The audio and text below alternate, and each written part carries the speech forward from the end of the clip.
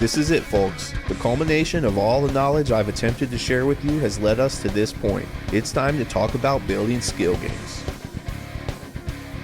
Building a skill game will require many of the tools we've discussed in previous tutorials. If you're not yet familiar with impulses, triggers, events, data sources, filters, and operators, you're going to want to go back and check out those lessons before you jump into skill games. As I'm sure many of you are aware, in Trials Evo, the possibilities when it comes to skill games are immense. Using the tools in the triggers and events categories, it is basically possible to program your own game that has nothing to do with riding trials, the bike, or the rider. These types of skill games, however, can get very complicated, so in the interest of time, we're going to create a basic skill game using the bike and rider, so I can show you how to actually set up the skill game in the track settings. Coming up with crazy new ways to use this is on you.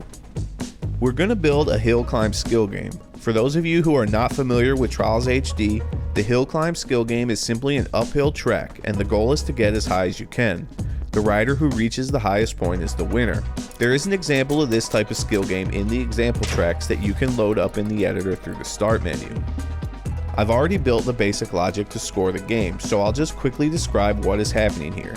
We've got a set value event that pulls its value from a distance operator and sends it to a variable data source. This event is activated by an interval trigger that is sending an impulse every tick, but first it passes through a generic filter, which checks the value in the distance operator to make sure it is greater than the value in the variable data source. This ensures that the maximum height achieved is always the value in the data source. Otherwise, that value would decrease if the player started to descend. We also have an end event activated by either the player crashing or bailing out. Now that we've got that out of the way, we can check out how to set up a skill game in the track settings. We'll begin by hitting start in the editor and scrolling down the track settings. Then we will select game mode settings, and from there slide the game type slider to skill game. This will bring up the options for creating a skill game. Difficulty, allowed bikes, medal times, and track description are all options we've discussed before. Although one difference in medal times is that this will adjust how you input the values based on what you choose as your primary score. Instructions, just like track description, will bring up the virtual keyboard so you can enter any special instructions the player will need to know in order to play your game. These instructions will appear on screen during the countdown at the start of your game, just as they do for the in-game skill games. Set primary score will bring up a submenu that lets you choose how the game will be scored and how that score will appear on screen for the player. By default, this is set to time. You can also choose faults or data source. In our example, we will be using the height the rider reaches as our primary score, so we will set this to data source. Next, we decide where our score will be displayed on screen. We have 5 options here. Top left, top center, and top right will all display the score as a number in those positions on the screen. Left and right will display as a bar on either side of the screen. You can see a visualization of what each one will look like to the right of the menu as you scroll through the options. The visualization slider lets you change the appearance of the score.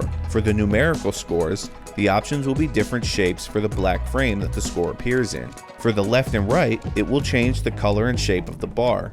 Again, you can see what these will look like to the right of the menu. Next, I'm going to skip down a few to format. This basically decides how it interprets and displays the values. Our first option, generic, is a basic whole number. Time obviously uses the time format of minutes and seconds and thousandths of a second. And distance uses meters with up to 1,000th of a meter. You will be able to see how this value will be displayed on screen just as you could with placement and visualization. Now we can jump back up to min and max. Using these 2 options, you can set the minimum and maximum score. When using the numerical displays, it's good to make sure the maximum value is at least as high as the highest possible score. However, when using the bar, you need to be a little more exact. If your max score is set to twice as high as the highest possible score, the meter will only ever be able to reach half full. Likewise, if your max score is set lower than the highest possible score, the meter will fill up all the way, but the player will be able to continue playing. Since we're using a numerical score and I don't yet know the max height of the level, I will just set the max to 100. If in testing we find that the player can get higher, then we can come back and adjust it later. The sorting order determines how players will be ranked on the leaderboards. Descending means that the highest score is best, while ascending means lowest score will be the top of the leaderboard. The label will appear on screen with the score. As you scroll through the options, they will appear in the preview to the right of the menu. There are quite a few to choose from. Since our score is based on height, that's what we'll pick. Finally, we'll select our value target. Since our score type is set to data source, we need to let it know which data source to use. Choose Select Value Target, then use the cursor to select our variable data source that's holding the height information. Once we make this selection, the words primary score will appear above the data source in the editor. Now let's back out and do a quick test to make sure it's working.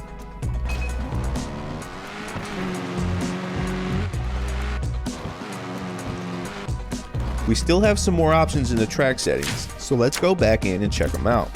Our next option is Set Secondary Score. The secondary score will determine how players who achieve the same primary score are ranked on the leaderboards. Selecting this option will bring up a submenu, basically the same as the one we just looked at for primary score. However, you can choose to have no secondary score, so in type, you will have the extra option of none.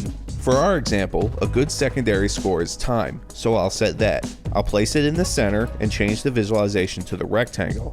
Minimum value is of course 0, and maximum is automatically set to 30 minutes, which is the maximum time you can use in any game type. For sorting, we set it to ascending since we want the faster times to be best. Now that we've set that up, if two riders get the same height, the rider who gets it faster will be first on the leaderboards. Our next three options all add additional counters to the game. These counters will not affect the score, but can help the player by giving them visual cues to other things going on in the map. Say for example, we want to also have our rider on fire, and we want to let the player know how closely they are to dying. While you weren't paying attention, I set up the logic for this, which is pretty basic. A fire effect with an area trigger to a fire event will start the rider on fire at the beginning of the level, and we can use the game variable data source set to bike fire amount to track how close the rider is to death. Now back in our track settings, we will select Set Counter 1. This is again basically the same submenu we had when setting the score. Our type will be data source and placement will be left. Our minimum value is 0, and we know from the game variable data source info that the maximum fire amount is 1000, so we'll set our max to 1000. Format will be generic, and we'll set the label to fire level. And of course, our value target will be the game variable data source that is tracking the bike fire amount. And now we're done. We've created an In Flames hill climb skill game. Let's give it a test run.